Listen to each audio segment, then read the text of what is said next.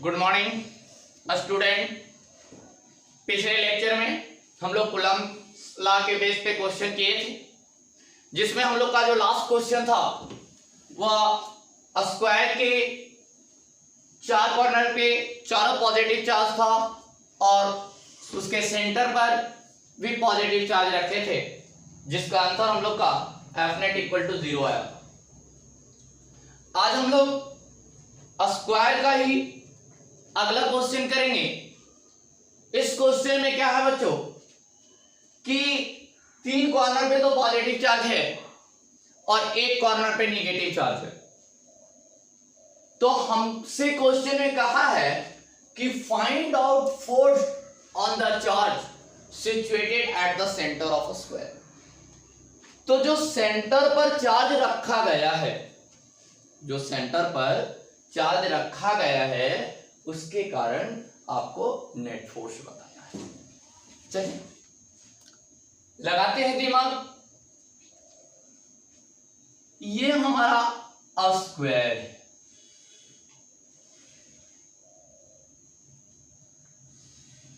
यहां positive charge है, यहां पॉजिटिव चार्ज है, इस कॉर्नर पे पॉजिटिव चार्ज है, इस कॉर्नर पे निगेटिव चार्ज है। देखिए, और सेंटर पर भी पॉजिटिव चार्ज है।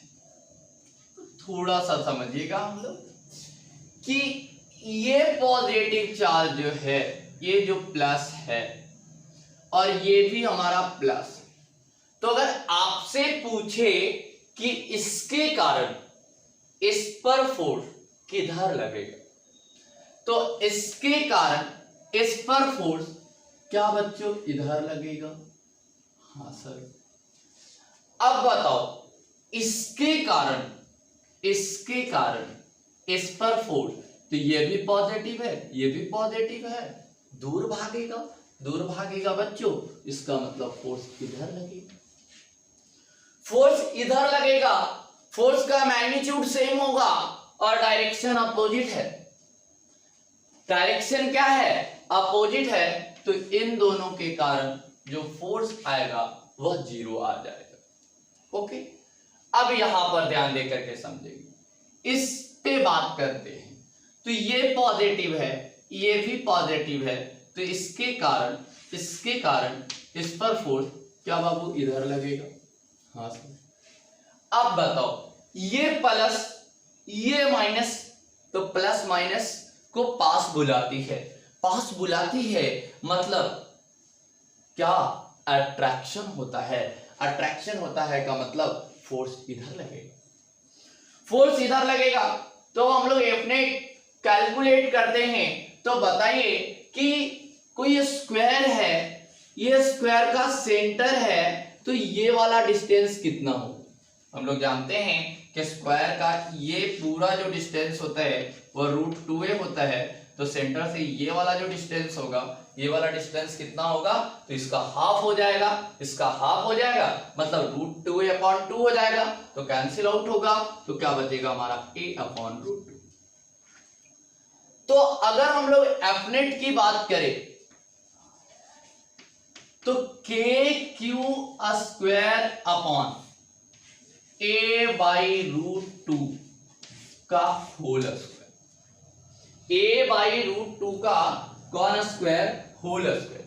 चलो बच्चों, लेकिन इस मैग्नीट्यूड का जो फोर्स है वह 2 लग रहा है, तो 2 से मल्टीप्लाई कर देंगे।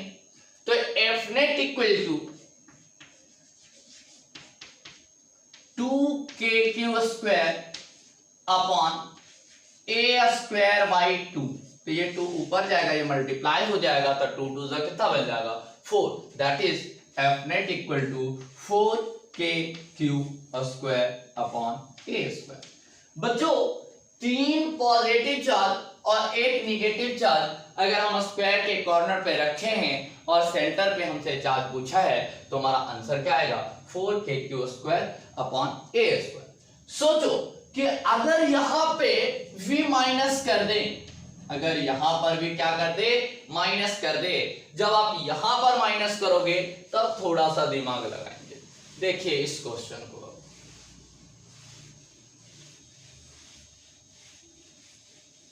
जब यहां पर माइनस कर दिया तो ये हमारा स्क्वायर, यहां माइनस क्यू, यहां माइनस क्यू, यहां क्यू, यहां क्यू, सेंटर पे एक चार्ज है क्यू। इस पर हमें फोर्स पूछा है।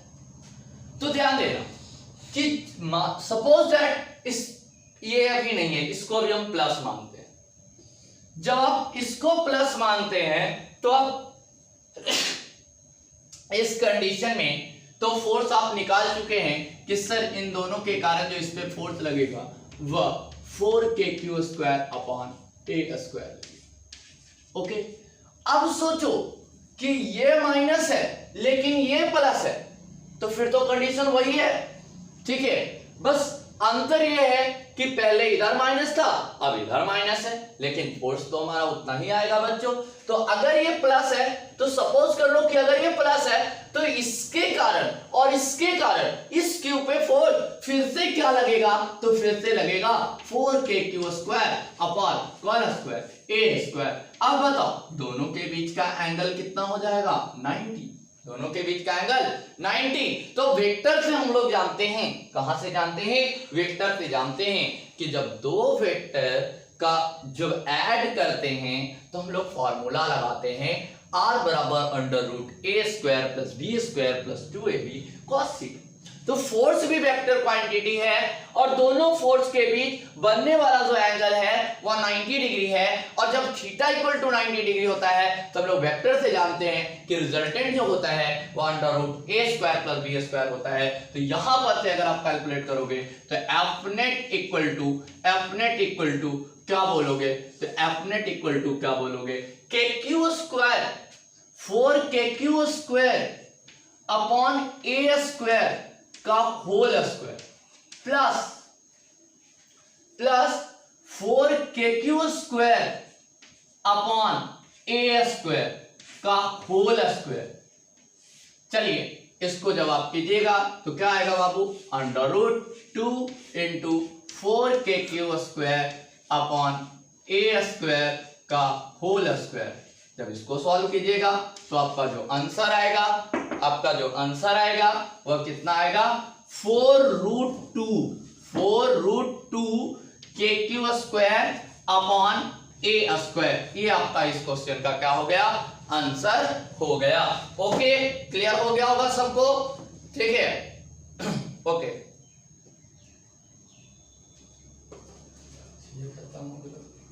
चौक छोटा बोले रेडी।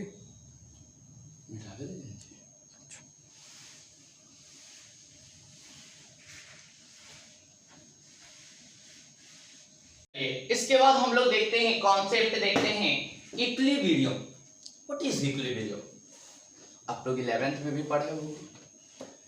इक्विलिब्रियम जो होता है बाबू, इक्विलिब्रियम अगर हम लोग फॉर ट्रांसलेशनल इक्विलिब्रियम की बात करें, सर किसके लिए बात करें, ट्रांसलेशनल इक्विलिब्रियम। तो अगर हम लोग ट्रांसलेशनल इक्विलिब्रियम की बात करते हैं तो ट्रांसलेशनल इक्विलिब्रियम में कहते हैं कि Fnet इक्वल टू 0। अगर Fnet इक्वल टू 0 होता है तो जो बॉडी होती है ना वह ट्रांसलेशनल इक्विलिब्रियम में होता है। मतलब force acting on the body will be 0, then the body is said to be in translational equilibrium. अगर Fnet इक्वल टू 0 है तो बॉडी किस में कहलाता है, ट्रांसलेशनल इक्विलिब्रियम में कहलाता है, ठीक है। और एक होता है बाबू रोटेशनल इक्विलिब्रियम। तो आप लोग को पता होगा कि ट्रांसलेशनल में फोर्स होता है और रोटेशनल में टॉर्क होता है। तो अगर हम लोग बात करें किसके लिए, तो फॉर रोटेशनल इक्विलिब्रियम, तो रोटेशनल इक्विलिब्रियम के लिए आप क्या बोलोगे कि सर रोटेशनल इक्विलिब्रियम में तो हमारा टाउ नेट 0 होना चाहिए।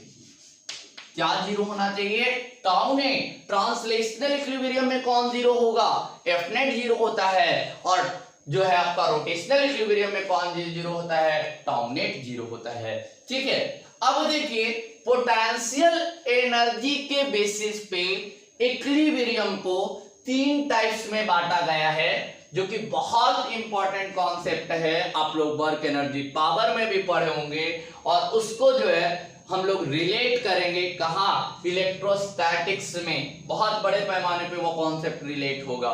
ठीक है, हम लोग पढ़े थे कि on the basis of potential energy, on the basis of potential energy, P लिख देते हैं पोटेंशियल एनर्जी को बच्चों, P, equilibrium are 3 types, equilibrium are 3 types, equilibrium are 3 types. Equilibrium जो होता है वह कितने टाइप्स का होता है, 3 टाइप्स का होता है। किसके बेसिस पे, पोटेंशियल एनर्जी के बेसिस पे। कौन कौन? पहला को कहते हैं बाबू अस्टेबल इक्विलिब्रियम, पहला को कहते हैं अस्टेबल इक्विलिब्रियम, दूसरा को कहते हैं अनस्टेबल इक्विलिब्रियम, और तीसरे को कहते हैं न्यूट्रल इक्विलिब्रियम।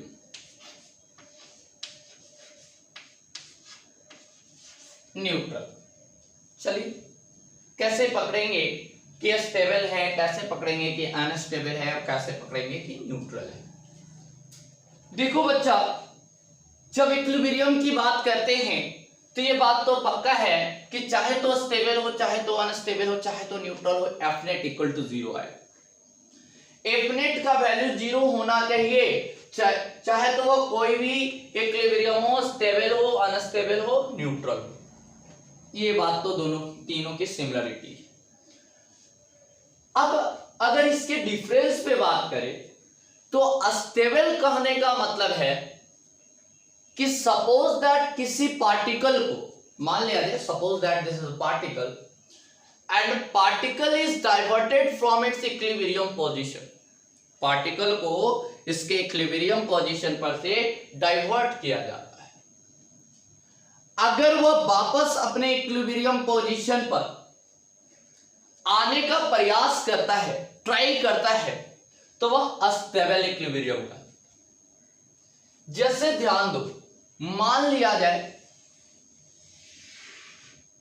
कि ये गोला है और यहां पर से हम एक पार्टिकल को लुढ़काते हैं। जब यहां पर से पार्टिकल को लुढ़काओगे तो वह क्या होगा, इधर जाएगा, फिर वापस इधर आना चाहेगा, चाहेगा कि नहीं चाहेगा। तो ये हमारा क्या होगा, ये हमारा अस्टेबल इक्विलिब्रियम। या बच्चों और भी आप एग्जांपल ले सकते हैं, ठीक है। आप इससे नहीं समझ पाओ तो आप लोग ऐसा एग्जांपल,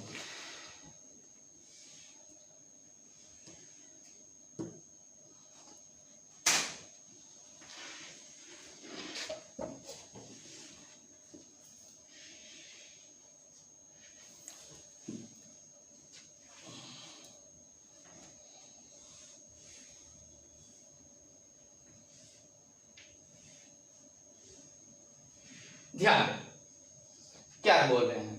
अब बताइए कि स्टेबल का मतलब हम बताएं कि अगर इसको इक्विलिब्रियम पोजीशन पर से डाइवर्ट किया जाता है तो ये वापस आने का प्रयास करता है, ट्राई करता है। अनस्टेबल का मतलब कि अगर इसको इक्विलिब्रियम पोजीशन पर से डाइवर्ट किया जाएगा तो ये कभी वापस आने की कोशिश नहीं करेगा, बल्कि अपने इक्विलिब्रियम पोजीशन से दूर चला जाएगा। अपने इक्विलिब्रियम पोजीशन से क्या चला जाएगा, दूर चला जाएगा। और तीसरा है न्यूट्रल, इसको कुछ भी कर लो ये अपने न्यूट्रल पोजीशन पर बना रहेगा, ठीक है। इसको गाली दे दो, इसको 2-4 गोली मार दो, ये अपने इक्विलिब्रियम पोजीशन पे क्या होता है, बना रहता है, रिमेन सेम रहता है अपने इक्विलिब्रियम पोजीशन पे।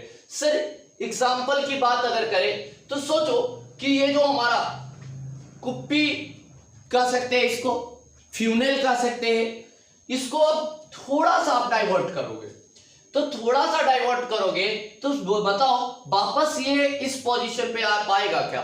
No sir. जब ये वापस अपने इस पोजीशन पे नहीं आ रहा है बल्कि अपने पोजीशन से दूर चला जा रहा है तो दिस इज अनस्टेबल इक्विलिब्रियम। ये एग्जांपल किसका है? अनस्टेबल इक्विलिब्रियम का एग्जांपल है। अब सोचो इसको थोड़ा सा डाइवर्ट करो। अब ऐसा नहीं कि पूरा एकदम कस के फोर्स लगा दिए, हल्का सा लगाना है, डाइवर्ट करना है थोड़ा सा, ठीक है। जब इसको थोड़ा सा डाइवर्ट करोगे तो बताओ ये ऐसे जाएगा, फिर ऐसे हो जाएगा, अपने इक्विलिब्रियम पोजीशन पर आ जाएगा, अपने इक्विलिब्रियम पोजीशन पे आने का प्रयास करेगा। और जब अपने इक्विलिब्रियम पोजीशन पर आने का प्रयास करेगा तो बताइए क्या होगा, ये कौन सा इक्विलिब्रियम हो जाएगा, अस्टेबल। और ये जो केस है ये हमारा अपने इक्विलिब्रियम पोजीशन पे बना रहेगा, और ये हमारा जो होगा ये कौन सा इक्विलिब्रियम है, न्यूट्रल।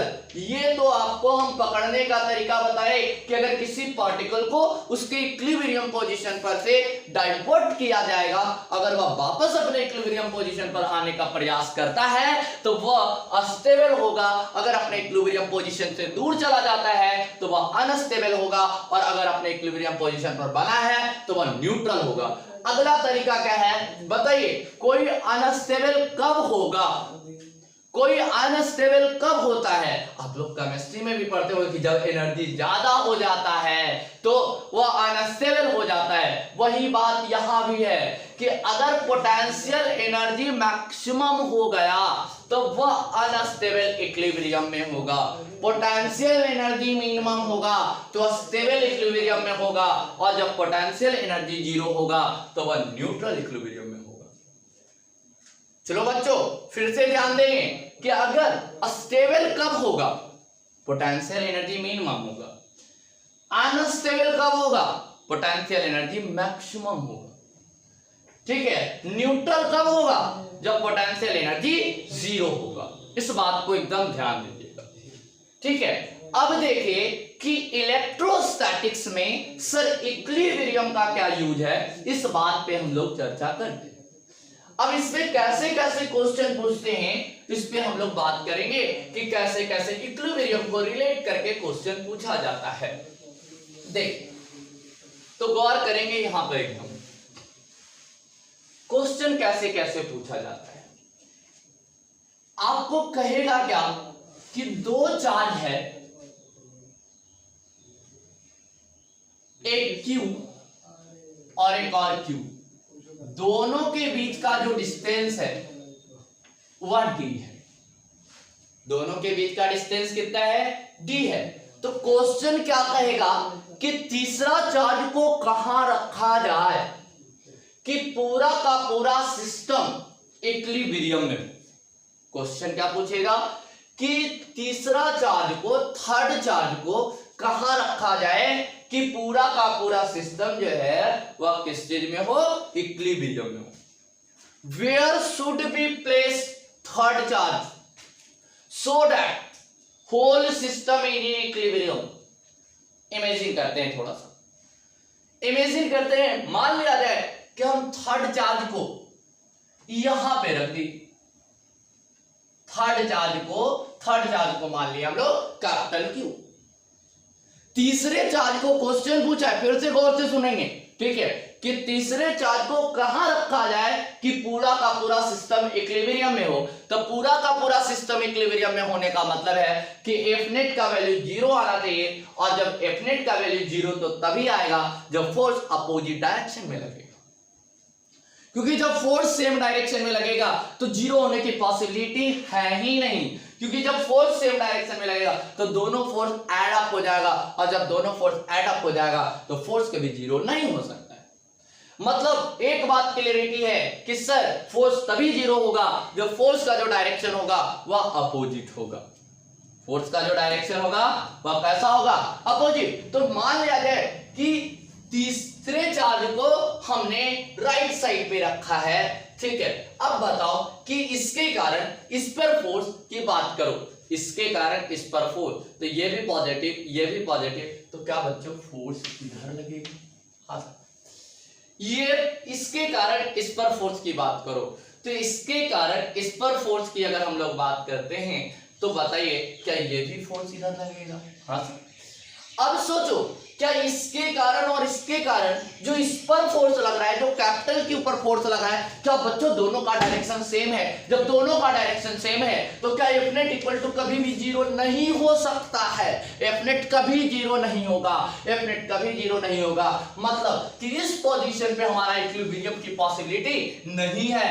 अब हम लोग इस साइड पे अगर रख करके देखते हैं तो बताओ, इसके कारण भी फोर्स इधर और इसके कारण भी फोर्स इधर, फिर से फोर्स का सेम डायरेक्शन है। जब फोर्स का सेम डायरेक्शन है बच्चों तो क्या एफ नेट के जीरो होने की पॉसिबिलिटी है? नहीं। मतलब ना राइट साइड पे मिला ना लेफ्ट साइड पे मिला। तब हम लोग देखेंगे कहा, अब मान लिया जाए इन दोनों चार्ज को ज्वाइन करने वाला लाइन पे कहीं पे एनीवेयर कहीं पर आप जो है थर्ड चार्ज को रख लीजिए। सपोज दैट मैंने यहां पर रखा,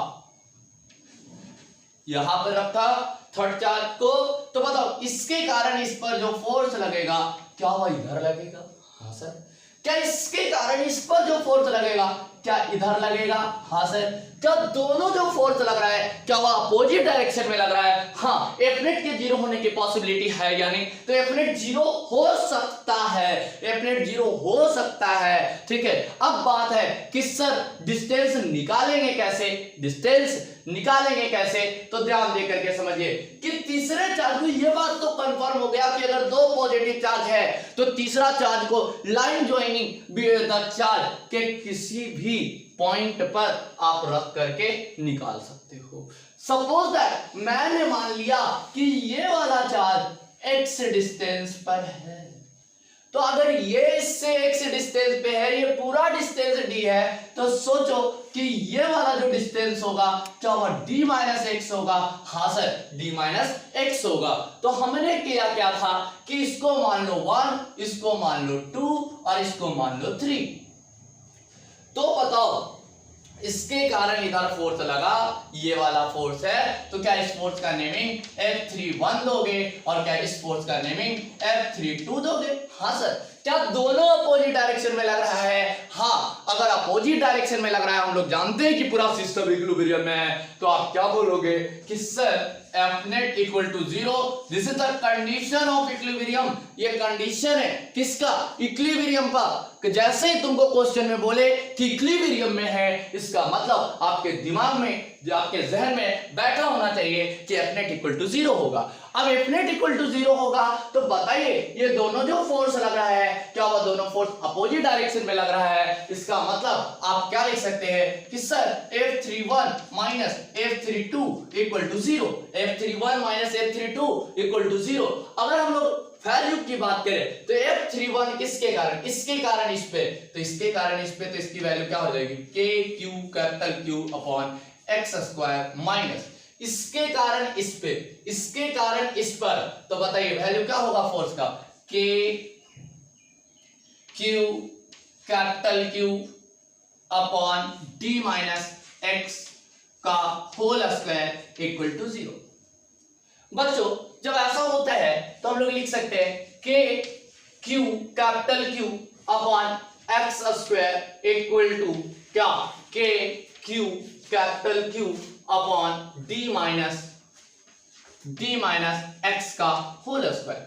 ठीक है, D माइनस एक्स का होल स्क्वायर, ये और ये कैंसिल आउट हो जाएंगे तो हमारा बचेगा क्या? 1 upon x square equal to 1 upon D minus x का whole square.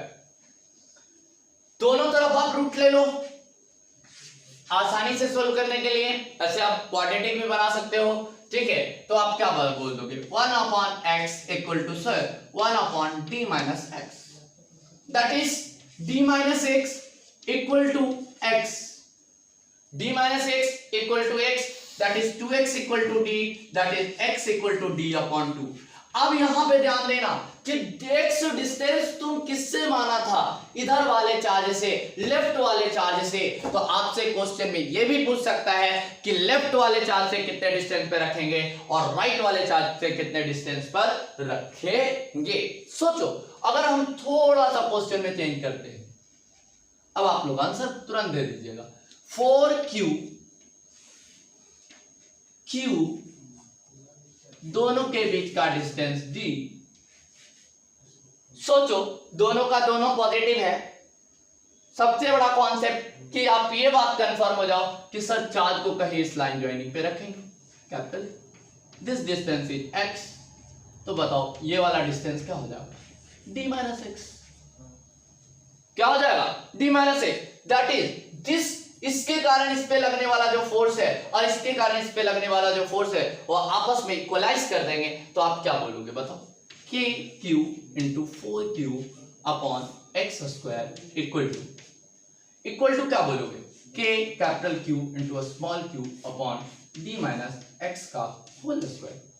So simple, cancel out, 4 upon x square equal to 1 upon d minus x का whole square, d minus x का कॉन स्क्वायर होल स्क्वायर। चले अब बड़े ध्यान से समझेंगे बच्चों, तो बताइए दोनों तरफ रूट ले लीजिए, तो हमारा क्या हो जाएगा आंसर, देखिएगा 2 upon x equal to 1 upon D minus x, 1 upon D minus x that is 2d minus 2x equal to x that is 3x equal to 2d that is x equal to 2d upon 3, 2d upon 3 ये हमारा answer. लेकिन suppose that किसी competitive exam में आपको पूछता है तो आप ऐसे बना सकते हो, नहीं तो आप इसको ट्रिकली भी बना सकते हो, ठीक है। इसके बनाने का मैं आपको एक ट्रिक देता हूं जिसपे अगर आपका कैलकुलेशन अच्छा है, बहुत अच्छा कैलकुलेशन है, तो आप जैसे ही क्वेश्चन देखोगे कि अच्छा पोजीशन ऑफ चार्ज पूछा है कि तीसरा चार्ज को कहां रखेंगे, आप इजीली आंसर दे सकते हो। ट्रिक क्या है बच्चों कि जैसे ही तुमको डिस्टेंस पूछे तो आप करोगे क्या कि Q1 इंटू पूरा डिस्टेंस, मतलब D माने थे Q1 into D upon under root, यहां पे अंडर रूट, यहां पर लो under root Q1 into D by under root Q1 plus minus under root Q। बड़े ध्यान से समझिएगा, अगर दोनों चार्ज पॉजिटिव है और तीसरा चार्ज का पोजीशन पूछा है तो प्लस लेंगे, अगर एक चार्ज पॉजिटिव है और एक चार्ज निगेटिव है तब तीसरा चार्ज का पोजीशन पूछा है तो निगेटिव लेंगे। ओके, अब इस सिक में थोड़ा सा समझिएगा करना क्या है।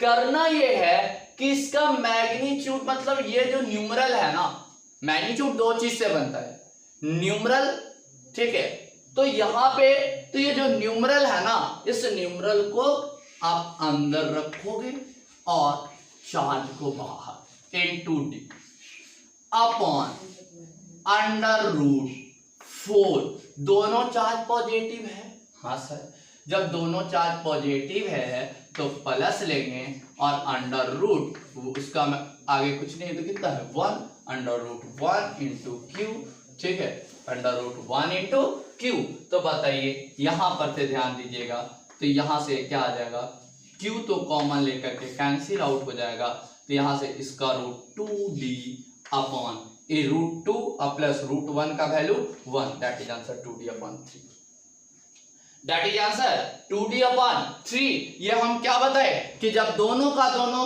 कौन सा चार्ज है, पॉजिटिव चार्ज है, दोनों का दोनों कौन सा चार्ज है, पॉजिटिव चार्ज है, ठीक है।